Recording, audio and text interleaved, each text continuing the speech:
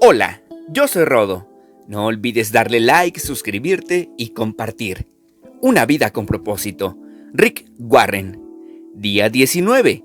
Cultivar la vida en comunidad. Podrán desarrollar una comunidad saludable y robusta que viva bien con Dios y disfrutar los resultados únicamente si se esfuerzan por llevarse bien unos con otros, tratándose entre sí con dignidad y honra. Santiago capítulo 3, versículo 18. Todos seguían firmes en lo que los apóstoles les enseñaban y compartían lo que tenían, y oraban y se reunían para partir el pan. Hechos capítulo 2, versículo 42.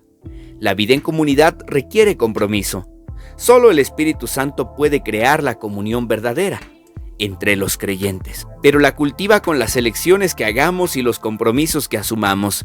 Pablo señala esta doble responsabilidad. Esfuércense por mantener la unidad del Espíritu mediante el vínculo de la paz. Para producir una comunidad cristiana que perpetúa el amor se necesita tanto el poder de Dios como nuestro esfuerzo. Por desgracia, muchas personas se crían en familias con relaciones malsanas y por lo tanto carecen de las habilidades relacionales necesarias para la comunión verdadera. Debemos enseñarles cómo llevarse bien y entablar relaciones con otros miembros de la familia de Dios. Afortunadamente, el Nuevo Testamento rebosa de instrucciones acerca de cómo vivir juntos. Pablo afirmó: escribo estas instrucciones para que sepas cómo hay que portarse en la casa de Dios, que es la iglesia del Dios viviente. Si estás harto de la comunión falsa y deseas cultivar una comunión verdadera y desarrollar una comunidad fraternal en tu grupo pequeño, en tu clase de escuela dominical o en la iglesia, necesitas tomar algunas decisiones difíciles y arriesgarte. Cultivar la vida en comunidad requiere sinceridad. Debes estar lo suficientemente interesado para decir la verdad fraternalmente, incluso cuando prefieras pasar por alto un problema o no tratar un asunto espinoso. Si bien es mucho más fácil permanecer en silencio cuando las personas a nuestro alrededor tienen un patrón de pecado que les duele o lastima a otros, no es lo que el afecto nos manda a hacer. La mayoría de las personas no tienen a nadie que las ame lo suficiente como para decirles la verdad, aunque duela, por lo cual persisten en sus conductas autodestructivas. Por lo general, sabemos lo que es necesario decirle a esa persona, pero nuestros temores nos impiden abrir la boca. Muchas relaciones han sido perjudicadas por el temor. Nadie tuvo el valor de hablar en el grupo mientras la vida de uno de sus miembros se desmoronaba. La palabra de Dios nos ordena, hablando la verdad con amor, porque no podemos formar una comunidad sin franqueza. Salomón dijo: una respuesta sincera es el signo de una verdadera amistad. A veces esto implica preocuparnos lo suficiente por quien peca o está siendo tentado para enfrentarlo afablemente. Pablo dijo: hermanos, si ven que alguien ha caído en algún pecado, ustedes que son espirituales deben ayudarlo a corregirse, pero háganlo amablemente y que cada cual tenga mucho cuidado, no suceda que él también sea puesto a prueba. Muchas congregaciones y grupos pequeños son superficiales porque temen al conflicto. Siempre que surge un asunto que pueda provocar tensión o incomodidad, inmediatamente se lo pasa por alto para preservar un falso sentido de paz. Alguien sugiere no complicar las cosas y apaciguar los ánimos, pero el asunto nunca se resuelve y todos se resignan. Todos saben cuál es el problema, pero nadie lo expresa francamente. Esto produce un ambiente viciado. Hay secretos y se multiplican los chismes. La solución de Pablo era directa. No más mentiras, no más falsas impresiones. Díganle a su prójimo la verdad. En el cuerpo de Cristo todos estamos conectados entre sí, a fin de cuentas. Cuando mienten a otros, se mienten a ustedes mismos.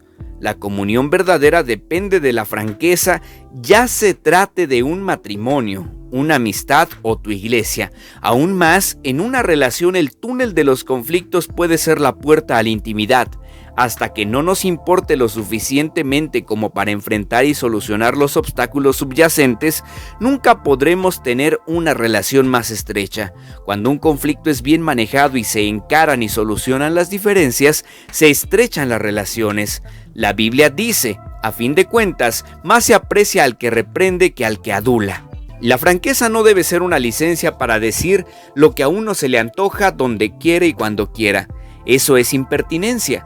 La Escritura afirma que para todo hay un cuándo y un cómo. Las palabras irreflexivas dejan cicatrices profundas.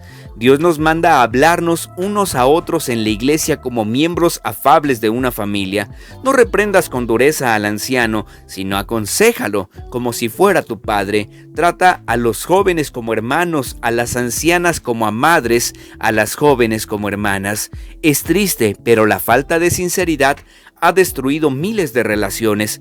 Pablo tuvo que reprender a la iglesia en Corinto por su pasivo código de silencio que permitía la inmortalidad dentro de su comunidad. Como no había nadie con suficiente valor para enfrentarla, les dijo: no miren para otro lado con la esperanza de que el problema desaparecerá. Sáquenlo a la luz y trátenlo. Mejor un poco de devastación y vergüenza que la maldición.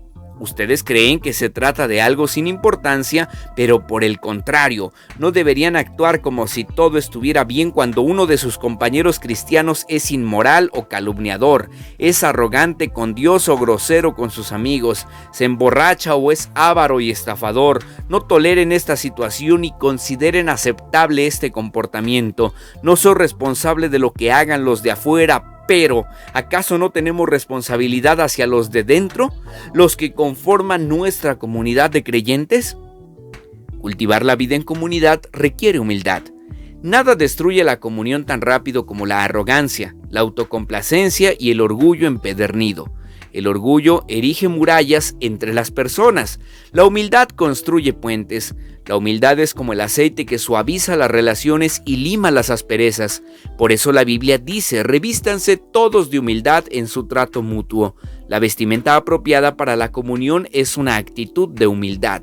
El resto del versículo continúa: Dios se opone a los orgullosos, pero da gracia a los humildes. Este es otro motivo por el que debemos ser humildes. El orgullo bloquea la gracia de Dios en nuestra vida, la que necesitamos para crecer, cambiar, sanar y ayudar a los demás. Recibimos la gracia de Dios cuando reconocemos con humildad que la necesitamos. La Biblia nos dice que ser orgullosos es oponernos a Dios. Es una manera de vivir necia y peligrosa. Podemos desarrollar la humildad de manera práctica, reconociendo nuestras debilidades, siendo tolerantes con las debilidades de otros, estando dispuestos a ser corregidos y destacando lo que hacen los demás. Pablo aconsejó: vivan siempre en armonía y no sean orgullosos, sino traten como iguales a la gente humilde. No se crean más inteligentes que los demás. A los cristianos de Filipos les escribió: honren más a los demás que a ustedes. No se interesen solo en ustedes, sino interésense en la vida de los demás. La humildad no es pensar menos de ti mismo, sino pensar menos en ti mismo.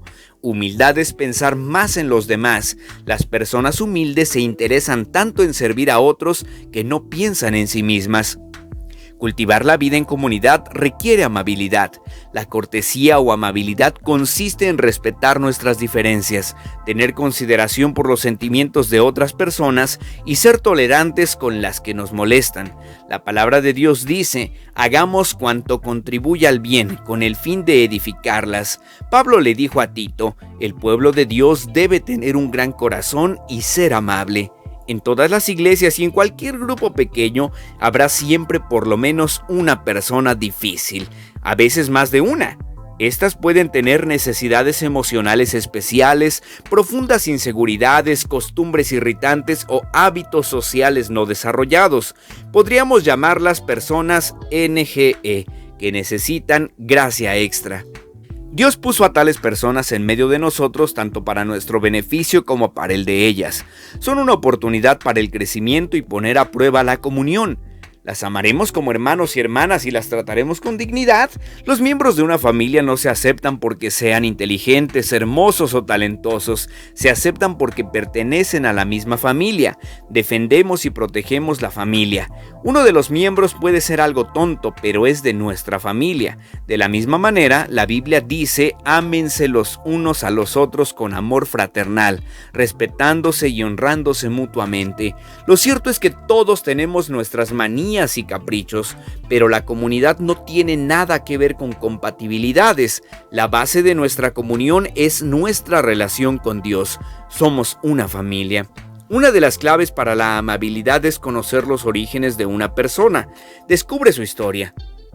Cuando sepas lo que esa persona ha atravesado, serás más comprensivo. En lugar de pensar en todo lo que todavía tiene que aprender, pensarás en todo lo que ha progresado a pesar de todo. Otro aspecto de la amabilidad consiste en no subestimar las dudas ajenas. El hecho de que no tengamos determinados temores no quita validez a esos sentimientos. La comunidad verdadera se produce cuando la gente se siente suficientemente segura para poder expresar sus dudas y temores con la certeza de que no la juzgarán. Cultivar la vida en comunión requiere confidencialidad. Para que las personas sean sinceras y expresen sus más profundas penas, necesidades y errores, se requiere una condición, una atmósfera segura que las haga sentirse cálidamente aceptadas y donde puedan desahogarse con confianza. La confidencialidad no implica permanecer en silencio si nuestro hermano o hermana peca. Significa que lo que se expresa dentro del grupo no sale afuera de él, que el grupo tratará el asunto internamente y nadie saldrá a contar chismes. Dios odia los chismes, sobre todo cuando se los disfraza superficialmente como pedidos de oración por una persona. Él afirma, el perverso provoca contiendas y el chismoso divide a los buenos amigos. Los chismes provocan sufrimiento y divisiones y destruyen la comunión. Dios es muy claro al respecto. Debemos enfrentar al que cause divisiones. Estas personas pueden enojarse y abandonar el grupo o la iglesia cuando se les amonesta por sus acciones divisivas, pero el compañerismo de la iglesia es más importante que cualquier individualidad. Cultivar la vida en comunión requiere contacto frecuente. Debes tener contacto frecuente y regular con tu grupo para construir una comunión genuina. Para cultivar una relación se requiere tiempo. La Biblia nos dice, no dejemos de congregarnos como acostumbran hacerlo algunos, sino animémonos unos a otros. Debemos desarrollar el hábito de reunirnos. Un hábito es algo que hacemos con frecuencia y regularidad, no ocasionalmente. Debemos pasar tiempo juntos, mucho tiempo, para construir relaciones sólidas. Por eso, la comunión es tan superficial en muchas iglesias justamente porque no pasamos suficiente tiempo juntos. Y cuando nos reunimos, por lo general pasamos ese tiempo escuchando hablar a una sola persona. La comunidad no se construye sobre la conveniencia. Nos reunimos cuando nos parezca, sino que se apoya en la convicción de que la comunidad es necesaria para la salud espiritual. Si deseas cultivar una comunión verdadera, eso implicará reunirte incluso cuando no tengas ganas, porque estás convencido de que es importante. Los primeros cristianos se reunían todos los días, no dejaban de reunirse en el templo ni un solo día. De casa en casa partían el pan y compartían la comida con alegría y generosidad. Para tener comunión debes invertir tiempo. Si eres miembro de un pequeño grupo o clase, te animo a que hagas un pacto en el grupo que incluya las 9 características de la comunión bíblica. Expresaremos nuestros verdaderos sentimientos, autenticidad, nos animaremos unos a otros, reciprocidad, nos apoyaremos unos a otros, compasión, nos perdonaremos unos a otros, misericordia. Hablaremos la verdad en amor, sinceridad, reconoceremos nuestras debilidades, humildad, respetaremos nuestras diferencias, amabilidad, no andaremos con chismes, confidencialidad y haremos del grupo una prioridad, frecuencia. Al leer esta lista de características, te resultará obvio por qué la comunión genuina es tan poco corriente. Consiste en renunciar a nuestro egocentrismo e independencia para transformarnos en interdependientes. Sin embargo, los beneficios de compartir la vida juntos superan largamente los costos y nos preparan para ir al cielo. Día 19. Pensando en mi propósito. Punto de reflexión. La vida en comunidad requiere compromiso. Versículo para recordar. En esto conocemos lo que es el amor, en que Jesucristo entregó su vida por nosotros. Así también nosotros debemos entregar la vida por nuestros hermanos. Primera de Juan capítulo 3, versículo 16. Pregunta para considerar: ¿cómo puedo cultivar hoy las características de una comunidad verdadera en mi grupo pequeño o en mi iglesia? Una vida con propósito. Rick Warren. No olvides darle like, suscribirte y compartir. Yo soy Rodo y tenemos una cita en el próximo capítulo.